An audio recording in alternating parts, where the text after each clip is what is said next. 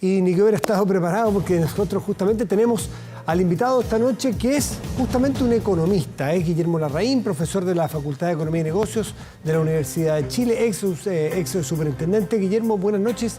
Gracias por estar con nosotros hasta ahora. Hola Matías, muchas gracias por la invitación.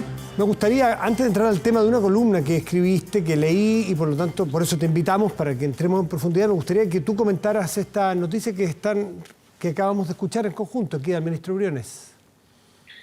Bueno, yo creo que en general es una buena noticia el hecho de que el gobierno haya finalmente reconocido que es necesario establecer un mecanismo mucho más permanente, mucho más flexible y eficaz para poder llegar con recursos a las familias que están de alguna forma sufriendo las consecuencias de la pandemia.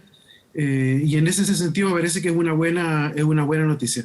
Por supuesto que queda de todas formas la interrogante de qué pasa con el resto de las personas. Yo oía que tú preguntabas que le dijeran quiénes tienen acceso a esto, y el ministro dijo que es una lista que va a llegar a 8 millones de personas, un poco más de 8 millones de personas, que eso es más o menos el 44% de la población. Yo no sé si se refería a 44 personas, 8 millones de jefes de hogar o 8 millones de la población. La verdad que eso no quedó claro, pero acá lo importante, y yo creo que lo que hay que en realidad, lo que debiera superar este nuevo IFE cuarentena que se acaba de anunciar, es que pueda llegar a sectores de la clase media incluso un poco más acomodada, digamos hasta el percentil 80 o 90 incluso. Porque acá la pandemia está afectando no solo a los más pobres, que ciertamente los afecta, sino que también a personas de clase media que trabajan y que han perdido su empleo o están a punto de perderlo, y que ellos también necesitan un apoyo. Pero es interesante este sistema nuevo de focalización en la ayuda, ir a los lugares con cuarentena, donde se sabe que la actividad económica queda prácticamente anulada, ir allí más que universal territorialmente, porque va a permitir subir en la cobertura a personas, llegar al percentil 80, 90, no, 80-90%. Esa es una por otra, es profundidad versus cobertura amplia. Sí, o sea, todo esto tiene dulce agrado, y probablemente cualquiera sea la medida que hayan tomado, uno siempre va a poder criticarla por algún lado. Entonces me parece que es una opción legítima, y mi única preocupación tiene que ver más bien con aquellas personas que no están dentro de los 44% más pobres, y que ellos también de alguna forma tienen necesidades también, porque la pandemia afecta a todos, a ricos, a pobres y ciertamente a la clase media. Entonces yo creo que lo que urge acá es un mecanismo que sea eficaz, que sea rápido, y da la impresión que acá está hecho, al menos se va avanzando en esa línea, y eso es bienvenido. En la columna que hacía yo mención, una columna tuya del Diario Financiero, que se llama Riesgosa reducción de activos estratégicos, y plantea una tesis, yo no sé si yo la entendí bien, una de las tesis es por qué esta suerte de trade-off entre endeudarse más o liquidar activos o utilizar activos estratégicos. Por ejemplo, las pensiones, que es un activo estratégico que a Chile le interesa. Olvídese de la AFP, del sistema de pensiones, tener ahorros para las pensiones de los chilenos y chilenas para el futuro. Eso es estratégico. Una u otra, nos estamos gastando, o por ejemplo, bonos soberanos, vender bonos soberanos cuando hay liquidez en el mercado mundial hoy día. Chile, ¿por qué no se endeuda más? Si tiene margen aparentemente para la deuda, tú dices que estamos en un verdadero dilema del prisionero. ¿Por qué no nos explicas bien?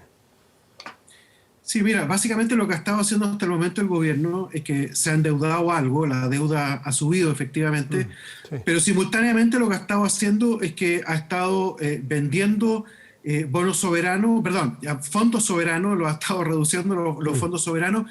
Además, platas que estaban en la ley reservada del cobre, que dejaron de estarlo porque pasaron ahora al Estado, se ha reducido prácticamente, según mi información, en casi 2/3, un poquito menos.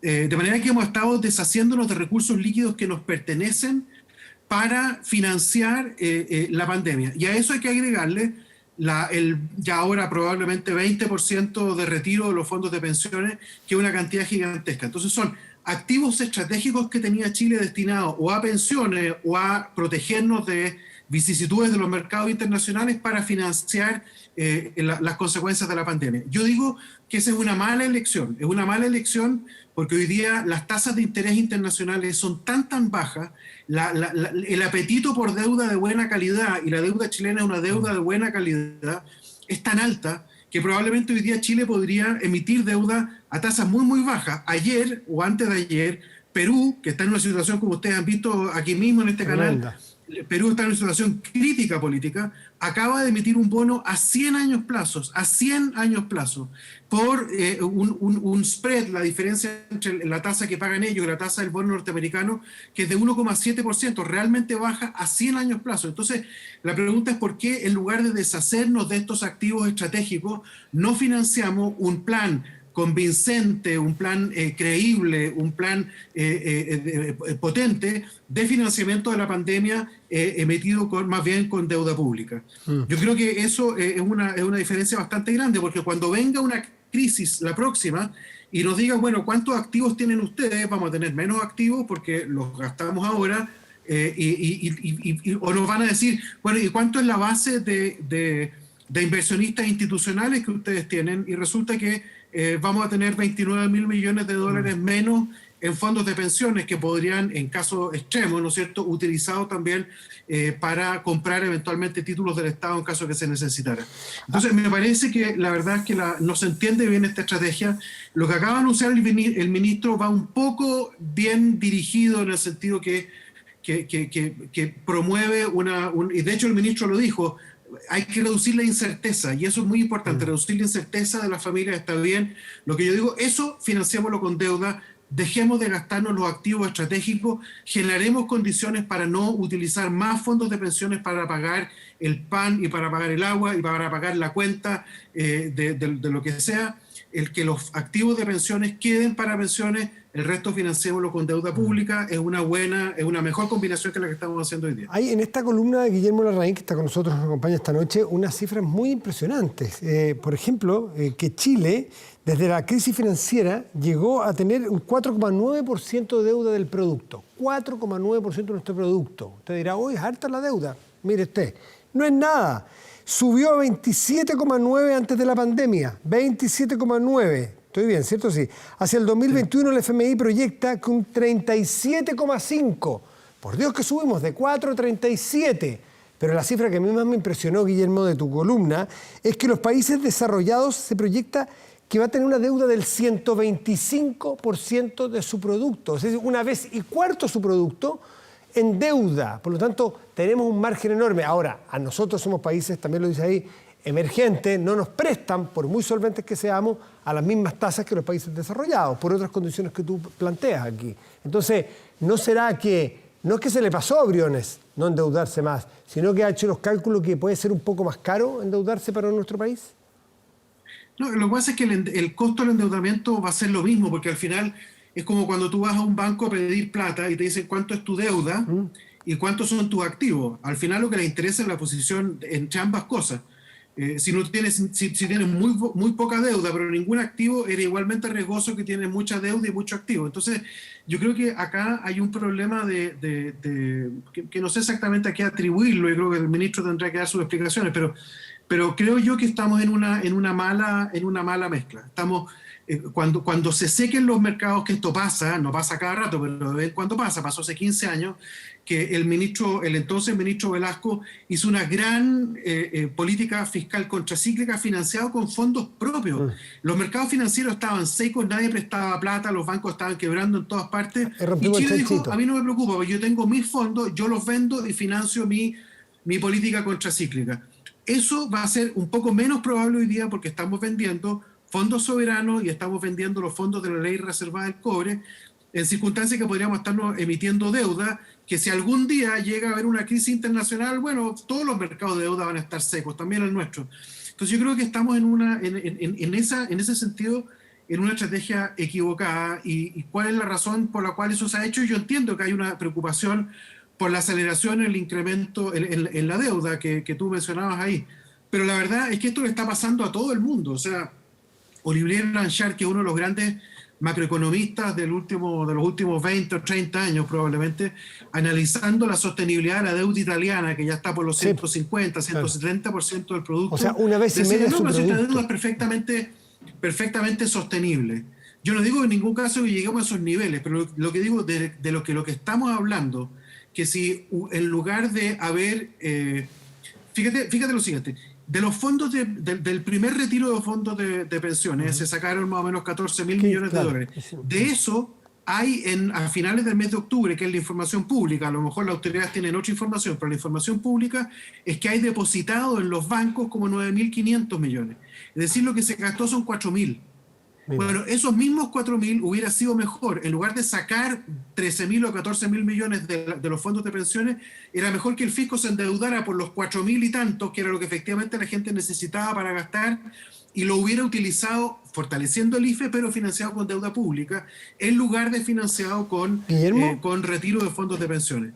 Ahora va a haber un segundo retiro, es bastante probable, bueno, de hecho el propio gobierno presentó un proyecto sustitutivo. Entonces, la verdad es que me parece que estamos en ese sentido generando malos incentivos y espero que el gobierno saque una conclusión rápido. Da la impresión de que lo está pensando por esto que acaban de anunciar ahora, para evitar un tercer retiro que sería realmente, bueno, seguir un desangre que no tiene ningún sentido. Interesante lo que planteaste tú recién, de que si se retiraron en el primer 10%, 15.000 millones de dólares, y de esos un poco más de 2/3, ¿no es cierto? 9.000, pongamos, 10.000, pongamos, ya, 2/3, están los bancos, y los otros 4.000 se gastaron porque la gente tenía que comer, porque la gente estaba sin pega. Eso. ¿No es bueno tener esa información sobre la mesa para que se focalice este segundo, con el costo que tiene para Chile, no las AFP, para Chile y para las personas? ¿No era importante pescar a esas personas que se tuvieron que gastar sumamente justificado esos 4.000 millones de dólares e ir a ayudarlos a ellos? ¿Vale la pena volver a hacer un retiro masivo a todos para volver a sacarle a las arcas del ahorro chileno, por así decirlo, para que vuelvan a quedar en los bancos? ¿No estás hablando, no nos estás explicando exactamente qué es irracional este retiro tan masivo de recursos? Yo creo que es irracional, pero en cierta forma está creado por una política pública que creó condiciones de escasez, creó condiciones de incerteza. Por ejemplo, el último incremento o la última prolongación del IFE fue por 2 meses. Y todo el mundo sabe que esta cuestión va para un año más, por lo menos, o casi un año. Entonces, la verdad es que lo que dijo ahora el ministro a mí me llamó la atención, porque es primera vez que solo oigo decir que hay que preocuparse de las expectativas de las personas. Yo primera vez que se lo oigo, a lo mejor lo dijo antes, pero es primera vez que se lo oigo.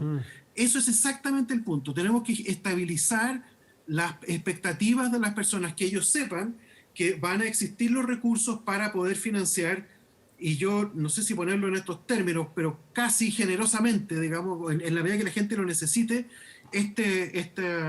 su vida durante este periodo tan difícil. ¿Y debiera cubrir qué porcentaje de los ingresos de las personas? Un porcentaje... Pero el estándar con el cual se está operando hoy día en el mundo desarrollado es más o menos el 70%.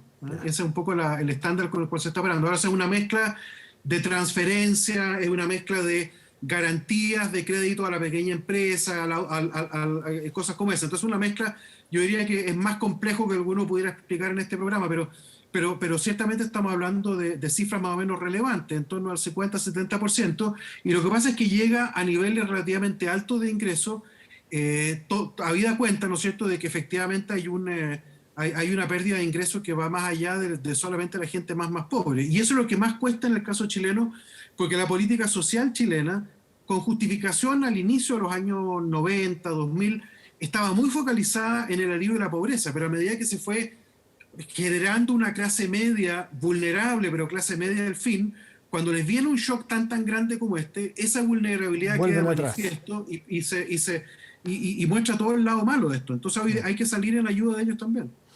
Bueno, Guillermo Larraín nos plantea una duda muy interesante. Cuando tengamos la oportunidad de conversar con el ministro Briones, preguntarle por qué ha optado por el camino de gastar o utilizar los recursos estratégicos, ya sean fondos soberanos de Chile o ya sea los fondos de pensiones que tiene Chile ahorrados, versus poder endeudarse si aparentemente hay margen y además hay un mercado con mucha liquidez y bajos precios. Tendría que tener una muy Bueno, buena explicación. en rigor él no quería usar los fondos de pensiones. Lo que pasa es que No, claro. yo creo que la realidad lo obligó a usarlo y es un uso excesivo precisamente porque se creó esta condición como de escasez. Vamos a focalizar, vamos a entregar solamente los últimos 20.000 pesos. ¿Te acuerdas la primera vez que se habló del IFE? Había un monto, pero después se dijo que era una especie de top-up. Era hasta ese monto, no la totalidad del monto. Esas condiciones como de escasez yo creo que generaron la sensación en la población de que en una de esas se acababa la plata. Y eso fue lo que creo yo que alimentó el primer retiro y probablemente el segundo también. ¿Pudo haberlo generado el propio ministro con la forma en que explicó los mecanismos que a veces eran enredados, pero para generar esa sensación de escasez? ¿Cuánto, y te lo planteo como autocrítica, como opositor, cuánto de esa sensación de escasez generó la oposición como provecho político? Me imagino que por supuesto que mucha gente saca sus cálculos, que yo no te hablo por mí porque yo trato de acá hacer lo más No, yo sé. frío Yo sé que y técnico posible, pero sé. es posible que vaya a haber gente que haya calculado acá, gente que tenía, vimos algunas personas levantando las manos acá cuando se retiraba el fondo, el 10%, y probablemente tiene más que ver con algunas posiciones ideológicas respecto al sistema de FP que de cómo uno realmente financia una situación objetivamente compleja de la familia chilena. Yo trato más bien de mantenerme en ese plano y así que yo no te podría decir cuánta gente trató de sacar provecho, pero sé, quería tu análisis. Pero pocas dudas que mucha gente, que algunos lo tratarán de hacer. Sí. Guillermo Larraín, como siempre, muchas gracias por atendernos, sobre todo a esta hora. Muchas gracias, Matías. Que estén muy bien a todos los televidentes. Que descansen. Chao, gracias, igual tú.